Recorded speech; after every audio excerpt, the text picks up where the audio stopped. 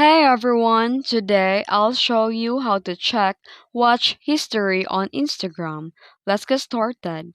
First, open your Instagram app in your phone and here tap your profile icon in the bottom right corner. Then here tap the three lines menu at the top right and select your activity. And from here, choose interactions, likes to see the post, reels, or videos you've liked. And to see what you've recently watched, tap Recently Viewed and go to Search History under the Recent Searches.